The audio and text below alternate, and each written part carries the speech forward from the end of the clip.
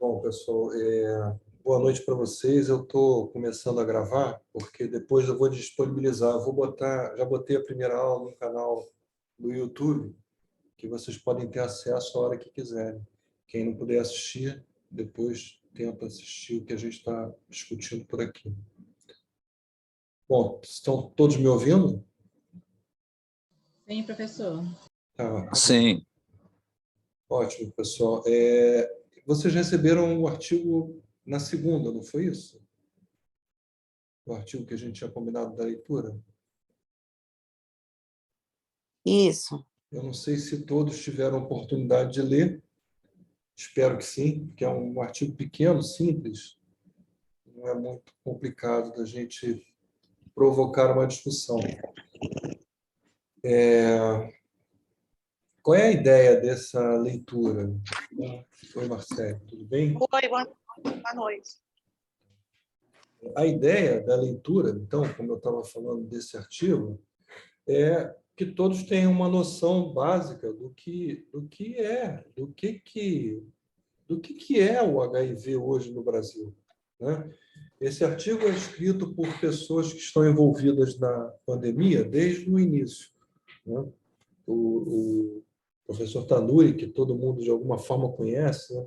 Tem a ver com nessa hora agora do Covid, ele teve muito em voga, porque a virologia lá da UFRJ, na realidade ele é ligado à genética, mas a genética basicamente de vírus e muito de HIV. O Marcel Soares, que é um especialista em oncovirologia, o André Santos também, da genética lá do Fundão.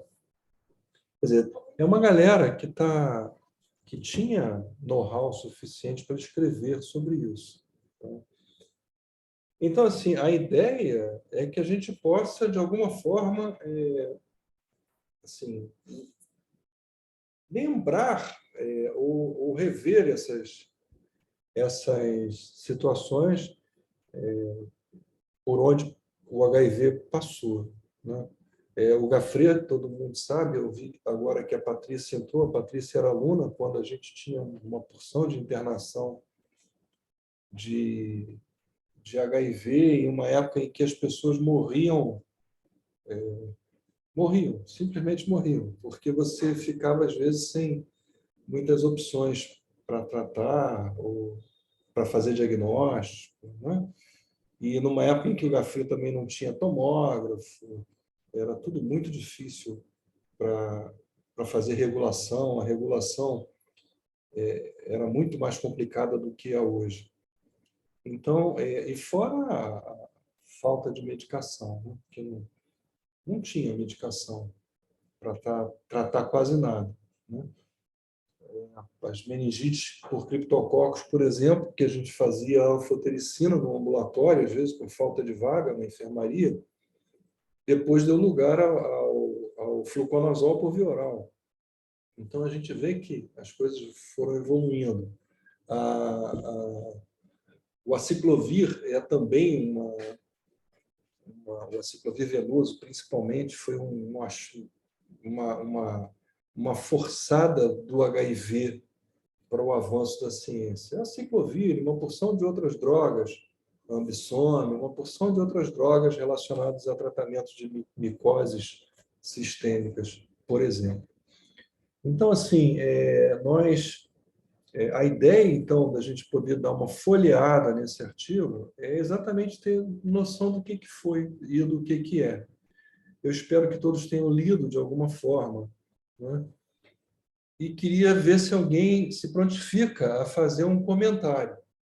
Quem leu, se puder, um comentário qualquer, só para a gente começar uma discussão. Pode ser, Juliana, você, se você tiver lido, Marcelo, Lore, quem tiver disposto. Patrícia também, que... Aliás, Patrícia recebeu pessoas, né? Patrícia... Na verdade, eu queria só fazer um comentário que me chamou a atenção, porque a gente vivencia todas essas coisas, mas quando você vê ali no papel tudo que você passou, isso te dá um choque, né, entre a realidade que a gente tinha e hoje. E o que me chamou muita atenção, eu que trabalho com oncologia, foi o avanço que tudo isso teve com relação ao meu dia a dia na oncologia, que foi muito grande. Isso me chamou a atenção. Foi uma mudança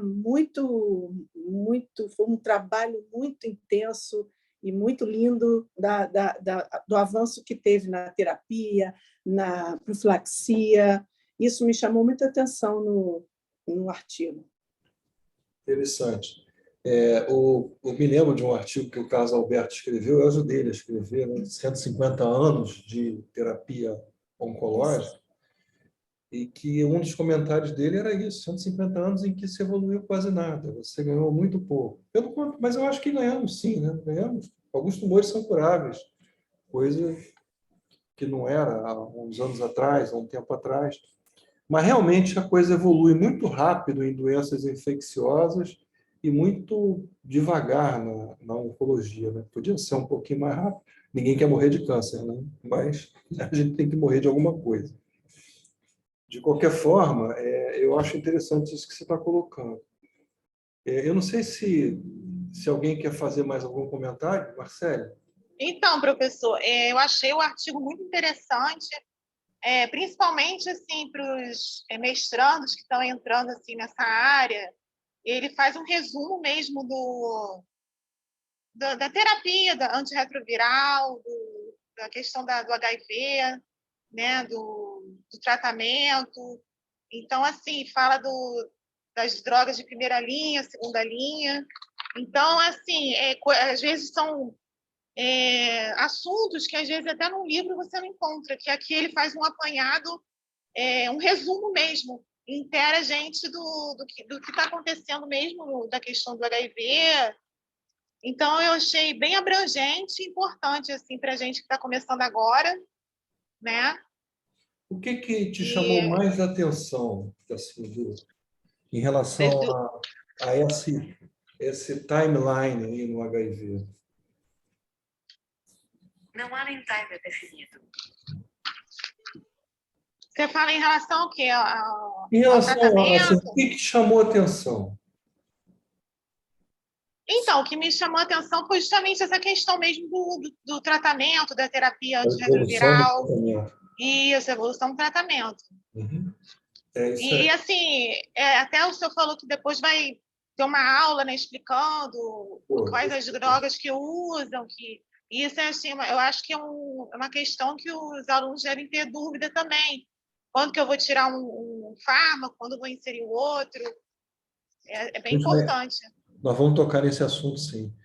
É bom a gente lembrar também o seguinte, essa é uma turma bastante heterogênea, né? As pessoas, nem todo mundo tem experiência, nem todo mundo vivencia o HIV como eu vivenciei a minha vida inteira e algumas outras pessoas que certamente estão aqui.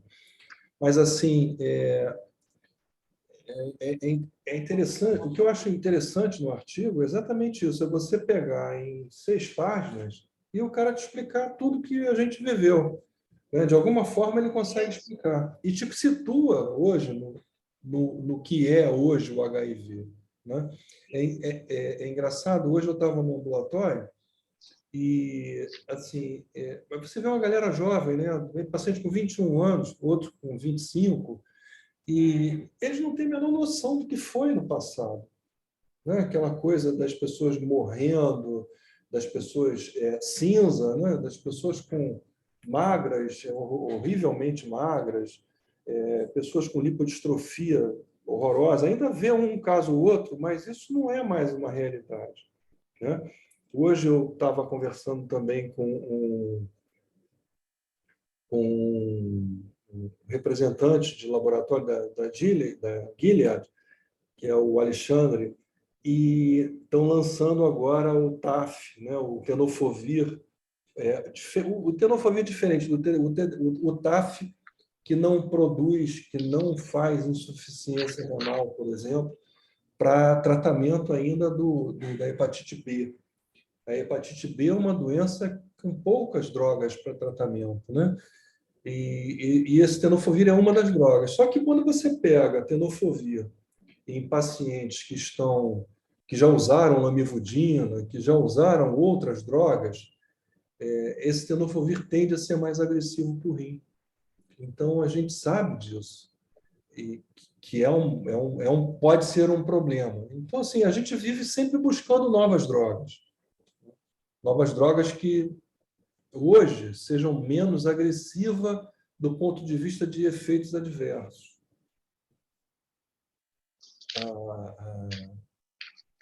Isso tem sido assim um grande problema a ser superado no dia a dia. Drogas com menos efeito colateral, drogas com mais eficácia, drogas que permitam o indivíduo trabalhar sem problemas e por aí vai. Eu queria comentar que, primeiro, nós ainda temos, eu não sei se vocês lembram da leitura, que em 2017 se estimava cerca de 866 mil pessoas vivendo com HIV. Mas que dessa turma, a gente sabe que está em tratamento aproximadamente 600 mil. Né? Então, assim, nós ainda temos 266 mil pessoas perdidas pelo caminho. Né? Pessoas que não estão se tratando, ou que não sabem que têm a doença, ou que não querem se tratar. Eu acho até pouco provável que não queiram se tratar. Mas nós temos um gap para recuperar. Né? Então, hoje, quando a gente compara, por exemplo, a história do Covid, né, que foi uma derrocada, uma porção de gente morrendo ao mesmo tempo, foi um super violento, e compara com o HIV, no início, que era catastrófico, foi acontecendo, mas a gente não teve essa quantidade de gente morta como morreu por Covid. Né? Se você olhar ao longo dos anos, todos que morreram de HIV, talvez você tenha umas 200 mil pessoas. Tá? Quando a gente compara com, aqui no Brasil, né? Quando a gente compara com o Covid, que foram mais de 600 mil, é uma diferença grande. Mas o HIV ele tem um outro lado. Né? Primeiro, por ser uma doença muito ligada à questão sexual, à questão íntima, pessoal, faz com que... Botar minha foto para aparecer. Sua foto não vai aparecer, não. Não. Eu acho que alguém está aberto aqui. Eu bloqueei, eu fechei aqui fechei o microfone da Alessandra. Então, assim, existe uma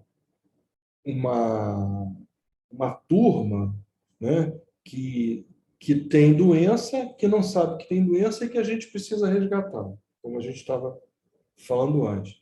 Essas pessoas estão por aí. Né? Não temos hoje também a questão do apelo. Nós não temos propaganda. Né? É óbvio, no carnaval sempre tem aquela história, bota a camisinha, como se as pessoas só fizessem sexo no carnaval. Isso não resolve o nosso problema.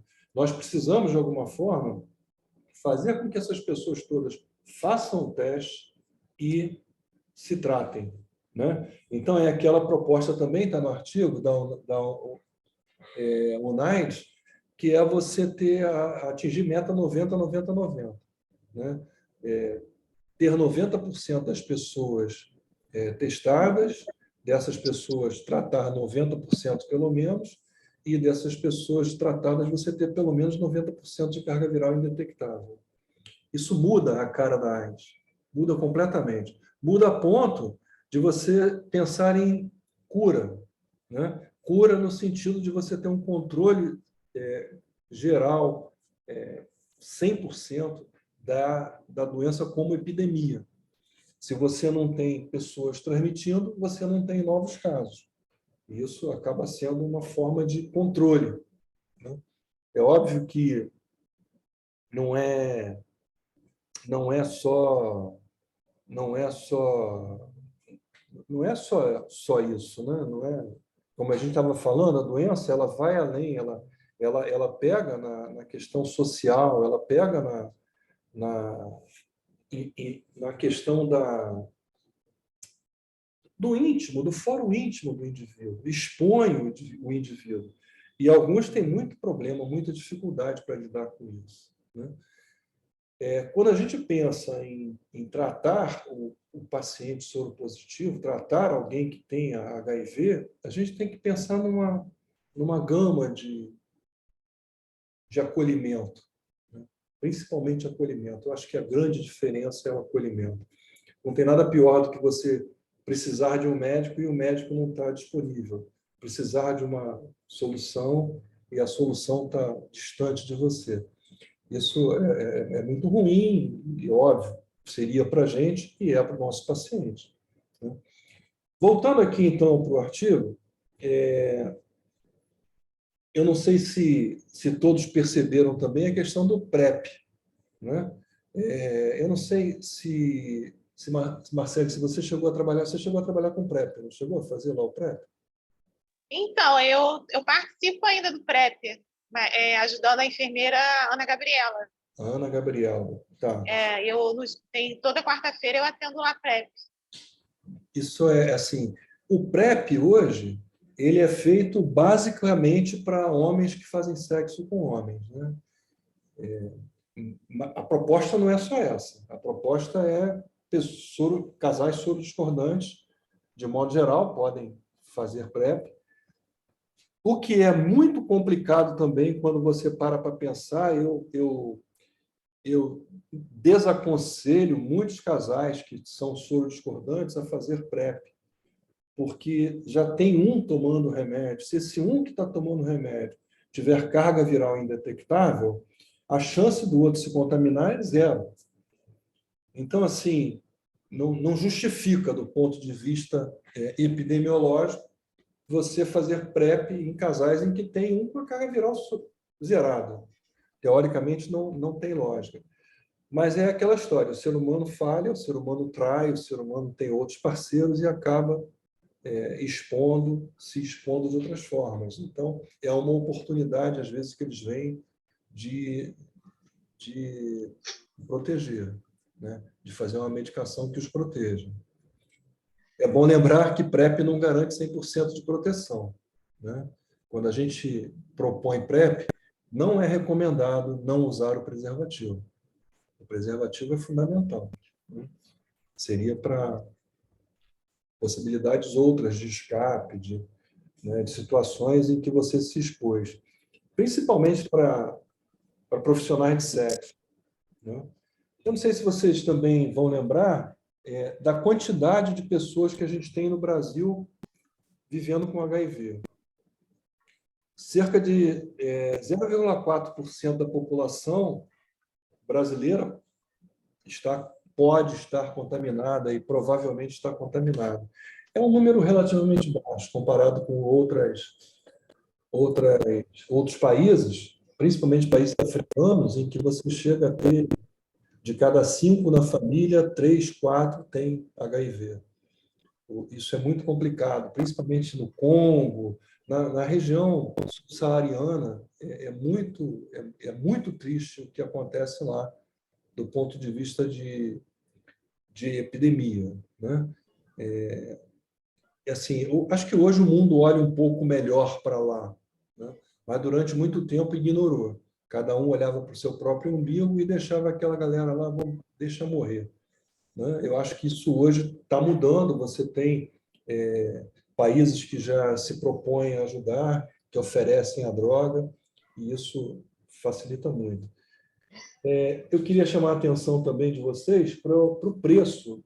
Não sei se, eu não me lembro agora em que página que nós temos isso, mas falando-se do... está aqui, achei. Falando-se principalmente do dolutegravir, o dolutegravir, se eu não me engano, foi, depois de muitas negociações, o Brasil passou a comprar cada comprimido por $5,75. Hoje, o Brasil paga quer dizer, na época do artigo já pagava $1, e agora a gente sabe que está por volta de 80 centavos de dólar.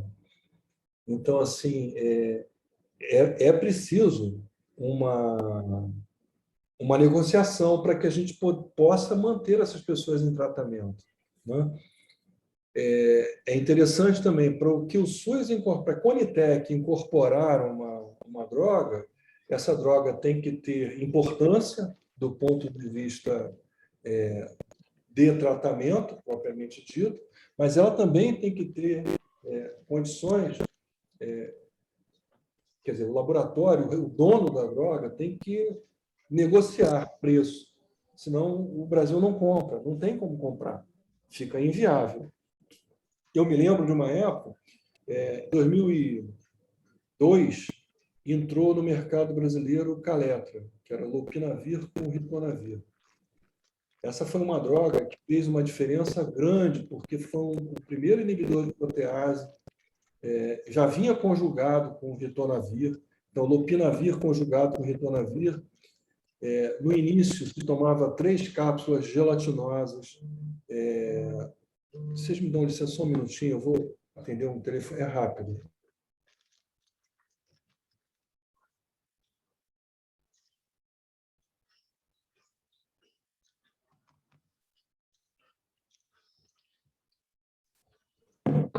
Desculpa, pessoal, já voltou. Mas, assim, na época, então, essa droga salvadora salvou a vida de muita gente. Eu tenho pacientes vivos até hoje por conta dessa droga. Se não fosse ela, certamente essas pessoas teriam morrido. Essa droga era vendida a $480 o frasco. O Brasil começou a comprar a $480 o frasco por mês. Era um frasco por mês, né? Quando o Caletra já estava saindo do mercado brasileiro, tá? $480 comprava tratamento para 100 pessoas por ano. Então, assim, são as negociações, né? Os laboratórios precisam negociar. Na época do efavirenz, o efavirenz, como foi uma droga isolada, para vocês terem uma ideia, era da Merck Sharp Dohme. A MSD era a detentora do efavirenz. E o Brasil tentou negociar a todo custo que baixassem o preço. Até que um dia a Merck disse: não baixa o preço, não baixa o preço, o Brasil quebrou a patente e o efavirenz começou a ser produzido. Inicialmente importava-se da Índia o sal, depois começou a ser produzido aqui em Biomanguinhos. Então, assim, a gente tem que levar em conta a saúde pública, né? Não basta um indivíduo chegar para você com um remédio: olha, esse remédio aqui é maravilhoso para HPN. Vamos tratar hemoglobinúria paroxística noturna com uma droga, um MAB da vida. Mas a gente tem que, de alguma forma, conseguir comprar isso para todo mundo. Bom, eu estou colocando esse aspecto financeiro, que é para a gente entender também que às vezes a gente não tem, não é porque a gente não quer, ou porque a ciência não desenvolve, é porque a ciência tem que desenvolver para todos. Todo mundo tem que ter acesso, né? Voltando ao artigo ainda, e eu vou pedir para vocês me interromperem sempre que quiserem falar, pode interromper, não tem problema nenhum. Pode deixar a câmera, som aberto, pode me interromper. Mas, voltando, então, para o artigo, tem Quando a gente vai olhando a história, né, do HIV, né, o Brasil fez algumas coisas assim, super importantes, né? Primeiro, o tratamento é para todo mundo. O tratamento é um tratamento universal, para todos. O SUS paga para todos. Então, não tem aquela história do pobre entrar na fila para vender o remédio para o rico, a preço de banana. Não tem isso. Não acontece isso. Não adianta o paciente querer comprar o remédio, porque ele vai depender ainda de um médico para dar uma receita. Ele até consegue comprar. Tem distribuidoras que vendem, tá? Mas não tem muito sentido você comprar esse tipo de remédio. Para você ter direito ao remédio, você tem que obrigatoriamente estar notificado. Então, você tem lá no sistema de logístico o teu SINAM, tem lá o teu númerozinho de SINAM, que você tem que estar cadastrado. Isso fez com que a gente também pudesse ter noção de quantas pessoas vivem com HIV no Brasil. Porque nós não tínhamos, no início, então, que não precisava do cadastro, não precisava da notificação, muita gente, a gente não tinha noção de quantos pacientes tinham, quantos estavam tratando, quantos não estavam tratando. Ficava difícil de você repor estoque, por exemplo. Ficava difícil de você entender, né, a dinâmica. Mas vamos fazer uma aula. Alguém quer falar? Eu li no artigo que a logística ela é bem eficiente, né? O paciente tem acesso em qualquer lugar, nos postos, então assim, não existe uma dificuldade de acesso em qualquer lugar que ele esteja. É tudo tão integrado que ele tem um acesso fácil em qualquer, né, lugar. Liana, Assim, isso é muito importante para o programa, né? O paciente não pode pegar remédio hoje aqui e amanhã ali, né? E depois no outro lugar. Ele está vinculado a uma farmácia, tá? Se ele precisar mudar de farmácia porque vai morar em outro lugar, vai ser transferido para um outro lugar, vai trabalhar mais perto de um outro posto de saúde, ele precisa pegar uma transferência. A farmácia dá uma transferência para ele. Essa transferência é levada, quando ele vai pegar o próximo remédio, ele vai pegar num outro lugar e leva essa guiazinha que registra lá e ele passa a pegar o remédio. Então, não é problema nem um pouco pegar remédio, né? E o detalhe, a gente tem os médicos que estão vinculados a programas de HIV, de modo geral, todos podem prescrever sem problema nenhum. Todos, sem exceção, podem fazer uma receita, preencher o formulário, carimbar, e o paciente vai pegar remédio onde ele quiser. Tá? Isso é nacional. A minha receita vale em qualquer lugar, a receita de médico vale em qualquer lugar. Tá? É óbvio que quando eu tenho pacientes que às vezes se mudam, vou morar na Paraíba. Pô, não dá para o cara morar na Paraíba e ficar fazendo tratamento por telefone, seja lá o que for, né? Então, a gente recomenda que ele pegue remédio lá. Então, a gente solicita à farmácia que libere, por exemplo, 3 meses de medicação. E aí ele tem 3 meses para achar um lugar lá para se tratar. Mas, assim... não fica desassistido, né? É Nunca importante. fica desassistido. Nunca fica. Nunca fica. Nunca fica. Isso é muito legal no programa. Muito legal. Outra coisa legal foi a incorporação dos exames, né? A gente eu vivi uma época, outros aqui talvez tenham vivido, em que conseguir um CD4 dosar CD4 era uma maluquice total, era feito por roseta, microscópio, contagem a olho. Era uma coisa difícil de fazer. Não tinha disponibilidade.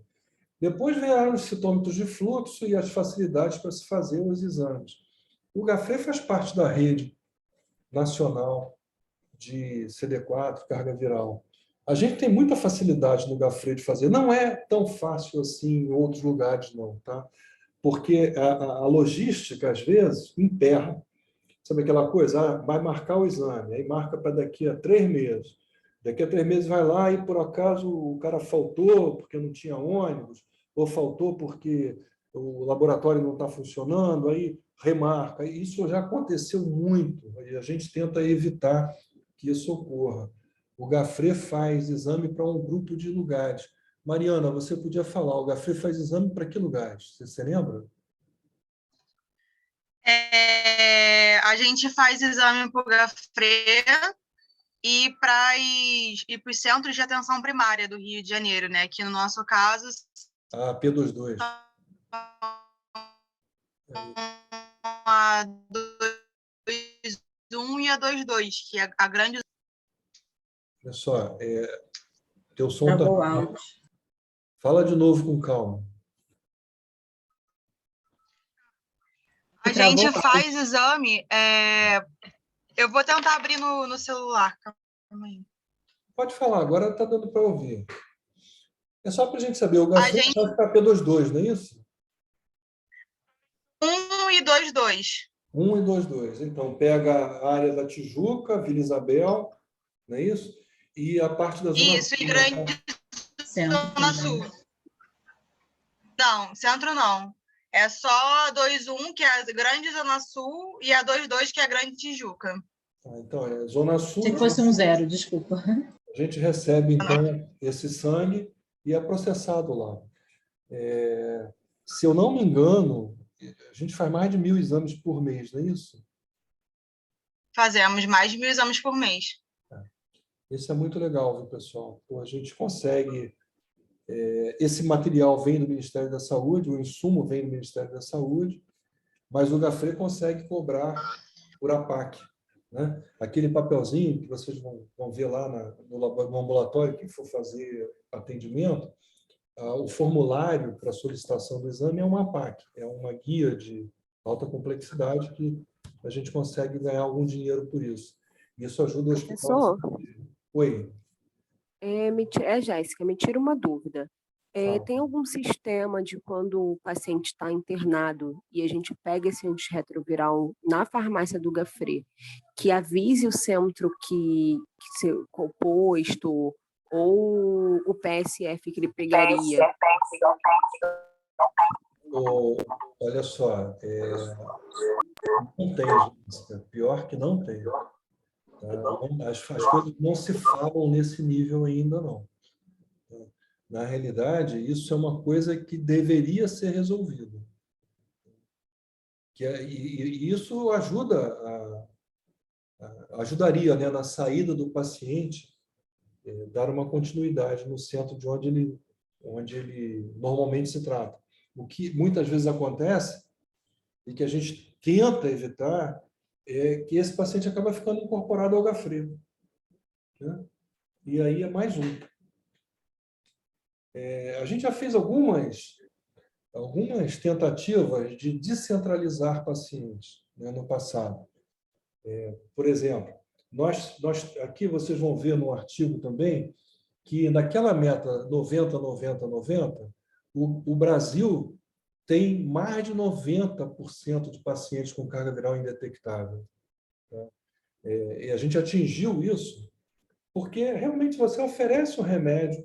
A medicação hoje é uma medicação mais simples de se tomar, com menos efeito adverso, com menos problema para se tomar e para se pegar. Você viu essa facilidade que a gente discutiu aqui, que a Juliana colocou. Então, assim, 90% dessas pessoas têm carga viral indetectável. No Gafre é a mesma coisa, 90% tem carga viral indetectável. Aí nós pensamos assim, vamos descentralizar. Vamos pegar esses indivíduos que estão com carga viral indetectável e devolver para a rede básica, para a atenção básica. Olha, aí foi caótico. Tá? Foi muito caótico. É difícil você falar de saúde sem envolver política no meio, né? Política de saúde. Mas todo o trabalho que a primeira gestão lá do Daniel Sorange tinha conseguido fazer, em termos de saúde de família, clínica de família, foi detonada pelo secretário, a posterior, os secretários do governo Crivella. Então, assim, a atenção básica, que tinha um grupo capaz de cuidar desses indivíduos, para dispensar remédio, né? Eventualmente, quando o indivíduo complicava, fazia a referência, pedia, referenciava para algum lugar. Mas para dispensar remédio, para cuidar da hipertensão deles, para cuidar do diabetes, para cuidar da orientação geral de saúde, isso foi se perdendo. Então, quando o paciente chega no Gafre e ele é acolhido, e ele vê que tem tudo lá, ele não quer ir embora nunca mais. E a gente não conseguia descentralizar nenhum. Quem topou, voltou.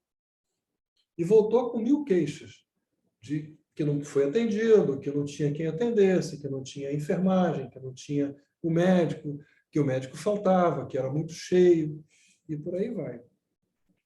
Então, Jéssica, não sei se eu respondi. Respondeu sim, professor. Obrigada. Bom, hoje a gente usa um regime, nós vamos tocar em assunto de drogas numa próxima aula, mas o nosso regime de drogas hoje, dolutegravir com tenofovir e lamivudina, então, dolutegravir isoladamente num comprimido, né? Lamivudina e tenofovir num outro comprimido. Tá? Esse outro comprimido, esse tenofovir lamivudina, o Brasil produz, faz. Então, é bem barato. Tá? É bem barato. E o dolutegravir, como eu falei, hoje está custando 80 centavos de dólar. Se a gente multiplicar aí por 5, dá uns R$4 aproximadamente um comprimido. O indivíduo toma um por dia, então, ao longo de um mês, ele está custando 4 vezes 30. Não é nenhuma exorbitância. Dá para o governo bancar. Tá? E, assim, sempre houve aquela história, mas o governo vai parar de bancar? Vai parar de comprar? Vai parar de fornecer medicação?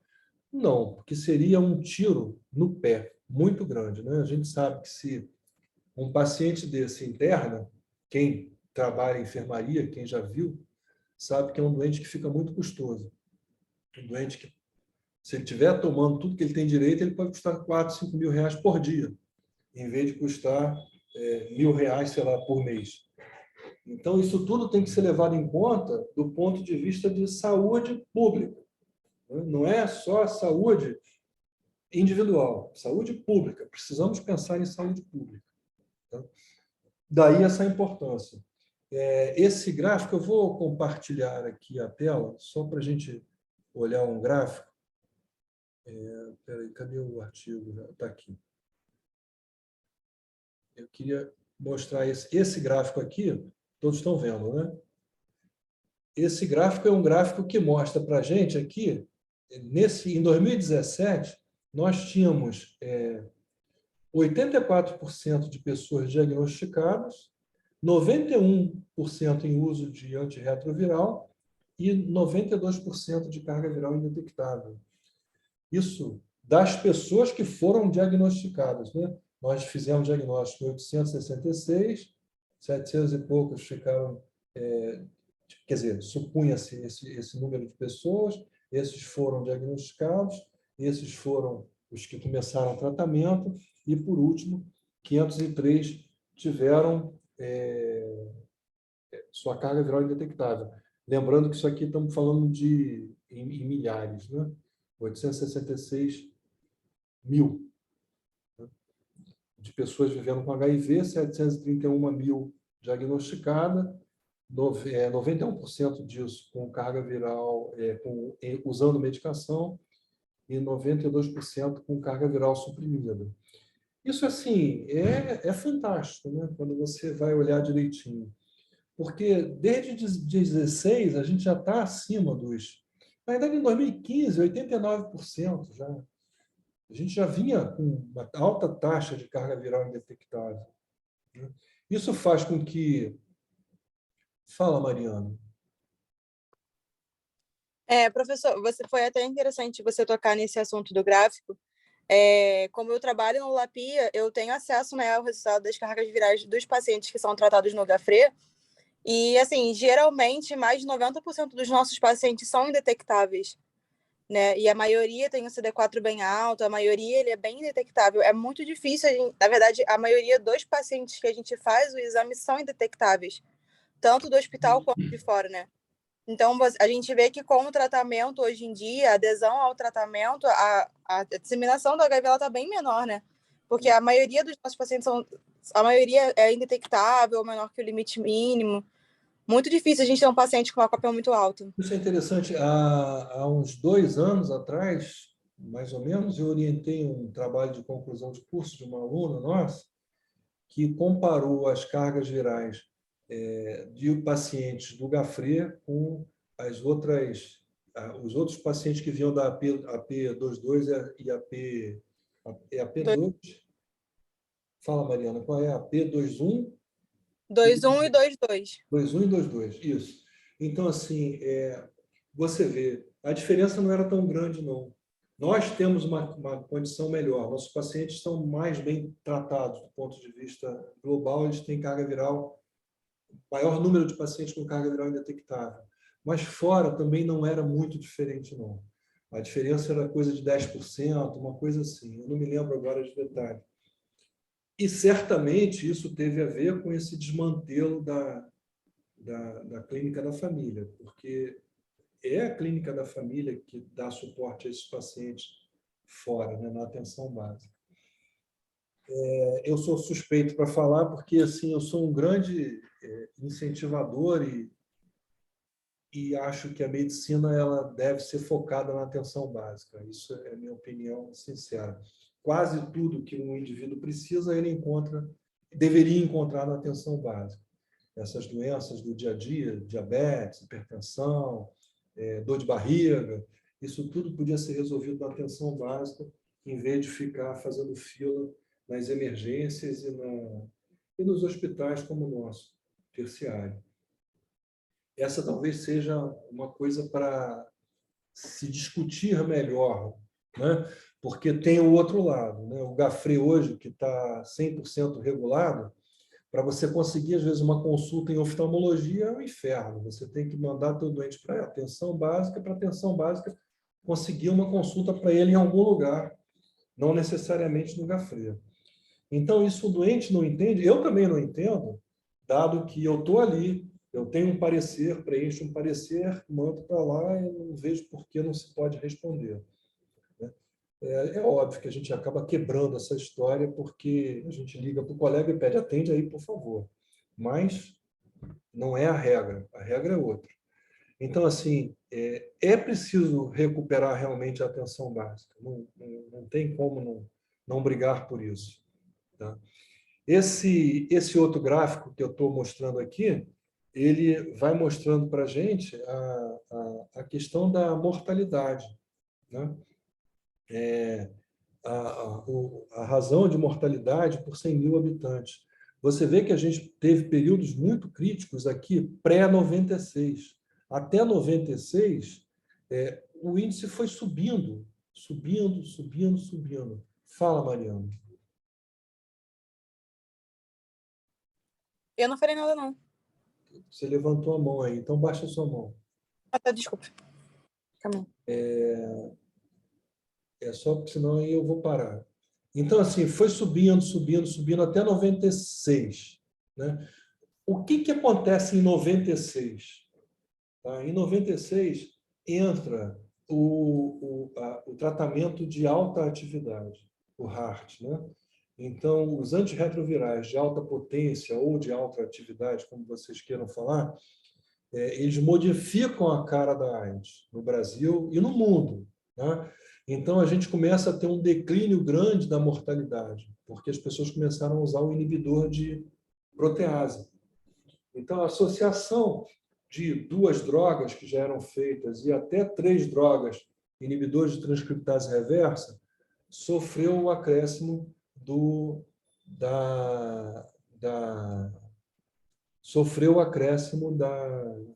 inibidor de protease. Isso potencializou o tratamento e a gente observa a queda na mortalidade, uma queda progressiva que em 2017 chegou a 4,8 por 100 mil habitantes.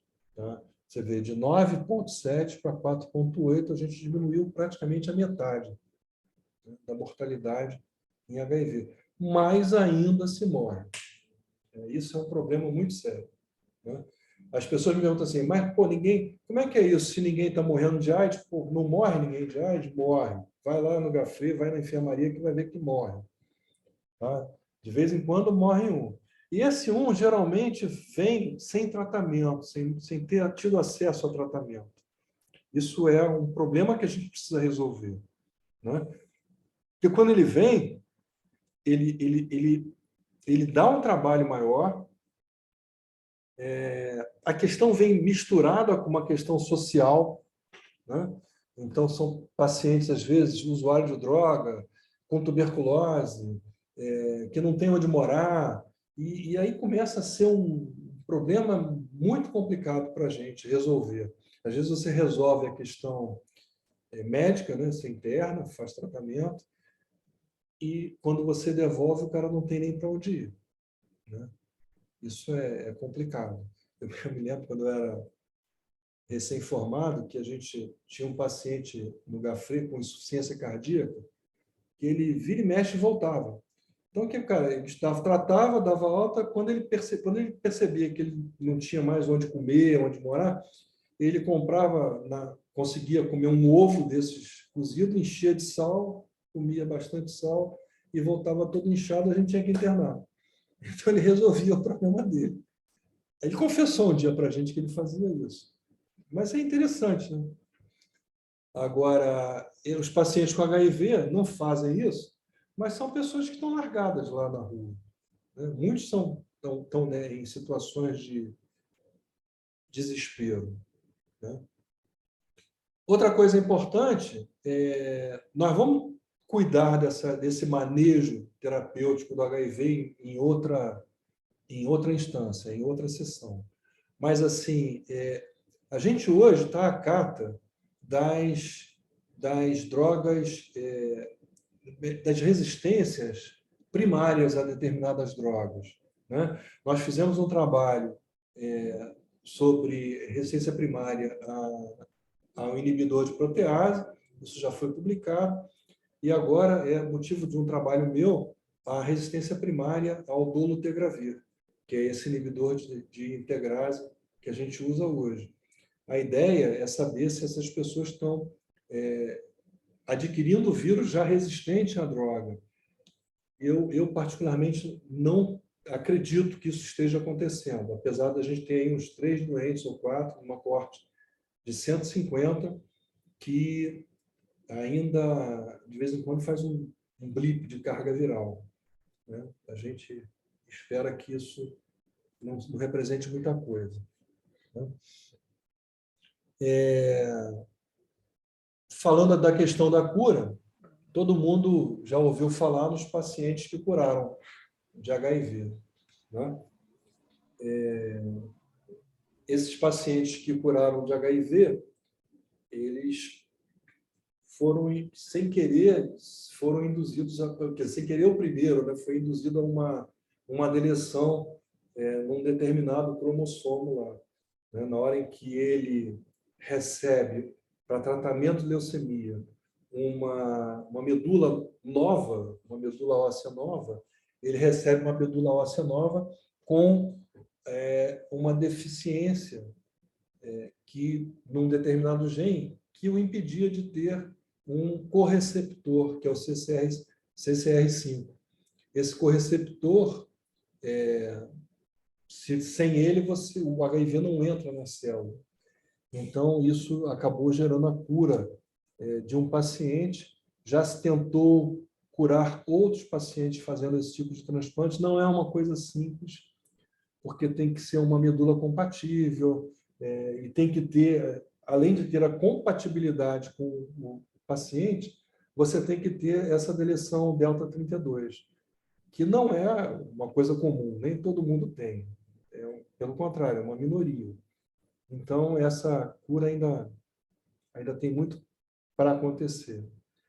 Existem outras batalhas pela cura, né, que tem a ver com acordar o HIV, né? Nós sabemos que essas drogas todas matam o HIV. Se você pega HIV em cultura e bota ZT, né, se o vírus for sensível, ele morre, ele não se desenvolve, né?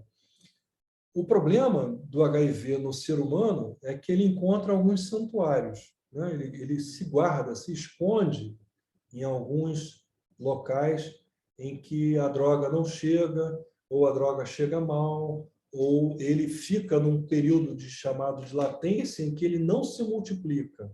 Nós só conseguimos tratar HIV, matar o HIV, quando ele se duplica. Ao se duplicar, você mata ele. Se ele não se duplica, você não mata ele. Então, ele fica guardado, sem se duplicar, escondido. Próstata, gânglio, placas do Gout, alguns lugares do Gout, e alguns outros lugares que ele fica no cérebro, ele fica guardadinho ali, escondido, tá? Quando você para de bater nele, você para de suprimir, para de dar remédio, esses vírus, por algum motivo, eles entendem que podem começar a duplicar. E aí começam a duplicar. Então, tem alguns trabalhos experimentais acontecendo com... Está aqui na minha página o Oronofin, que foi usado para tratamento de artrite reumatoide. Tem algumas drogas experimentais, plantas, né? Janaúba, por exemplo. Tem alguns trabalhos sendo feitos, principalmente para o pessoal de São Paulo. O Ricardo Dias é um dos caras mais entusiasmados com isso, da USP, e hoje é o cara que faz as genotipagens do Brasil inteiro, né? Ele é o dono do Centro de Genomas. Então, esse indivíduo ele briga por esses trabalhos. Houve, inclusive, um paciente que respondeu, teoricamente ficou sem HIV, mas depois se mostrou falso. A expectativa não se confirmou. O paciente acabou replicando o HIV, replicando o vírus. Então, assim, isso tudo é uma grande batalha, né?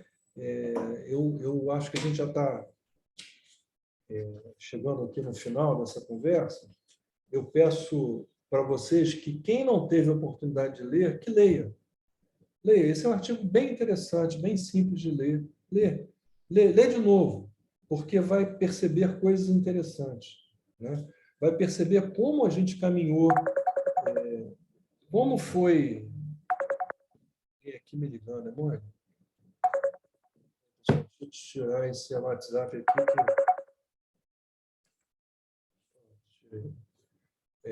Então, assim, Alessandra, você levantou a mão? Professor, deixa eu tirar uma dúvida com o senhor. Eu estava lendo um artigo quando o protocolo clínico e diretriz terapêutica para o manejo da infecção pelo HIV, de 2017, ele fala da questão do monitoramento com relação à questão da resistência aos medicamentos, né, e a questão da adesão pré-definida em situações específicas. É muito comum essa questão da resistência à terapia antirretrovirais? Como é que eu monitoro? Como eu te falei, a gente tem no Gafre mais de 90% com carga viral indetectável. Né? Carga viral indetectável significa, então, que o teu remédio está funcionando. Quando a gente vai analisar as pessoas que têm carga viral detectável, quase todos têm problema de adesão.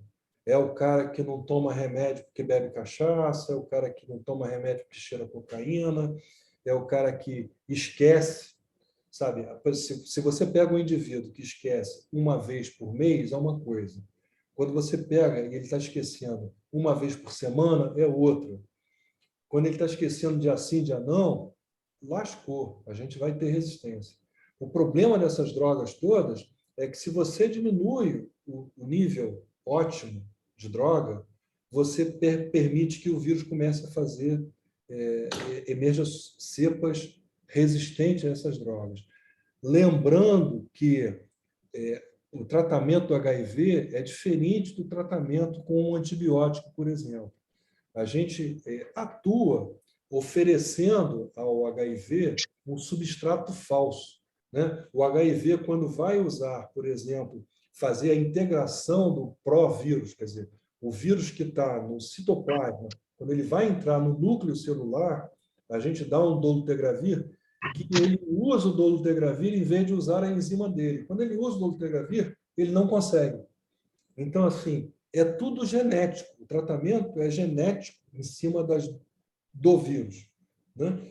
Então, assim, se você não tem nível ótimo, ele começa, ao invés de usar o remédio que você está dando, porque tem pouco, ele vai usar a enzima dele. E aí ele começa a ficar resistente ao seu remédio, né? A gente vai ter uma aula sobre resistência, né? Vocês vão entender que quando você troca um aminoácido por outro, numa posição qualquer, mas como é, vocês vão ouvir falar muito em M184V. Eu ponho uma metionina no lugar de uma vanina, na posição 184. Quando eu faço isso, eu fico resistente a algum remédio. Tá? Então, o remédio não consegue mais entrar ali naquela cadeia. Tá? Então, isso é importante que a gente consiga explicar isso para o nosso paciente.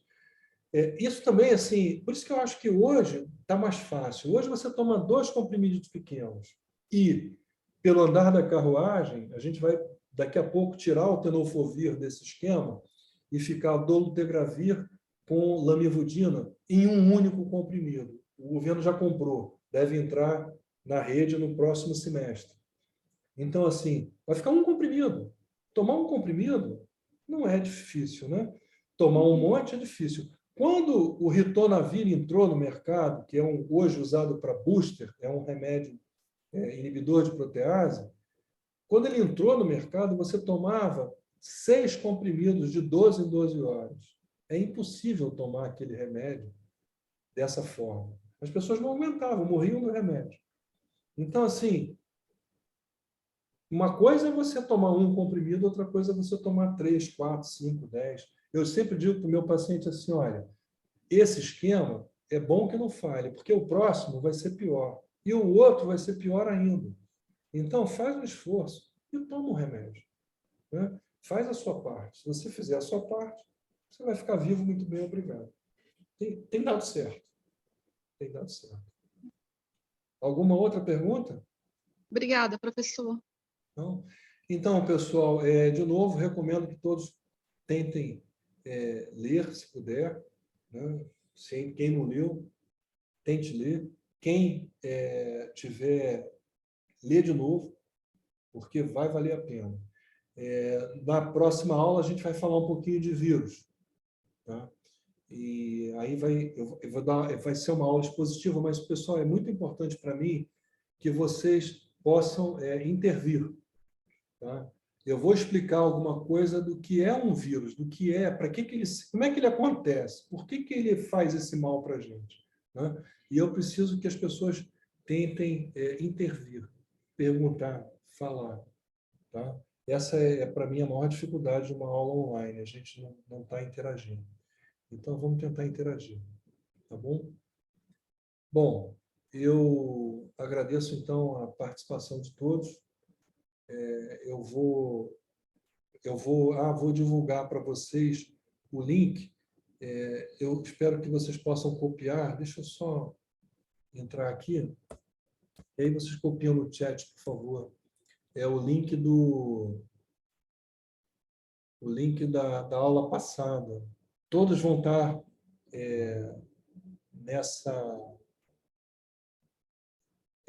no YouTube. Deixa eu só... Eu sou meio enrolado aqui com o YouTube, mas eu vou chegar lá. Meus vídeos, achei. Eu estou muito engraçado aqui, com a mão na cabeça, meu gente. Mas eu já vou botar aqui para vocês o link. Esse link vai servir para todos, porque todos os vídeos vão aparecer nesse link.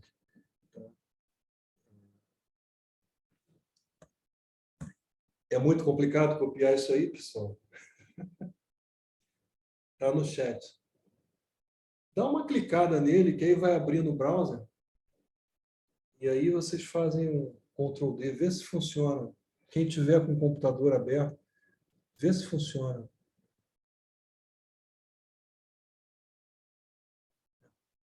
Para mim aparece aqui, eu não sei se para vocês aparece.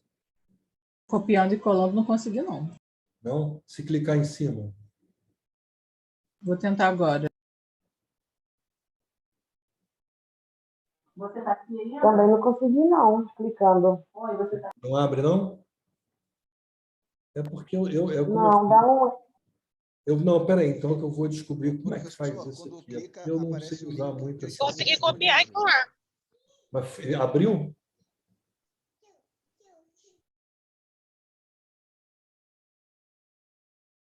Ah, não, já sei o que é. Também não estou conseguindo, não, professor. Eu estou clicando, estou copiando e colando, mas não está eu indo. vou botar... Eu estou muito engraçado, eu devia ter editado esse vídeo, porque eu estou tomando café. Está abrindo, não. Não vai abrir, não. Eu copiei e colei lá no nosso grupo. Vê se vocês conseguem abrir. Eu não posso abrir no celular. Esse link agora aqui que eu botei. Clica aí em cima. Vocês vão me ver tomando café. Avançados em HIV. Avançados ou não. Depende. Está aparecendo aí, pessoal? Nível da turma. A ideia aqui... Consegue? Esse eu consegui. Agora sim, agora tá. Então, eu vou botar depois a aula 2. Agora foi. Eu vou Consegui. eu fui meio contrário a criar um grupo, mas alguém pode criar o grupo? Jéssica, você já tinha dado a ideia, você pode criar o grupo? E me enfiar? Alguém cria um grupo, por favor? Que aí fica mais fácil eu divulgar esse link. Eu botei meu telefone aí no chat. Cria um grupo, por favor, de WhatsApp, bota todo mundo, que aí eu distribuo pelo WhatsApp, acho que vai ficar mais fácil. Tá bom? Pode ser? Eu crio o grupo. Você faz, Juliana? Então, pessoal, vou me despedindo de vocês. Obrigado pela participação. Semana que vem, às 18 horas. Tá bom? E outra coisa, eu devo mandar um outro link, aí eu vou mandar no WhatsApp, tá? Porque eu vou melhorar isso aqui, tá? Um abraço para todos. Até a próxima. Professor, só uma pergunta. Abraço. Até a próxima. Obrigada. Obrigada. Tchau. Tchau. Tchau. Tchau, boa noite.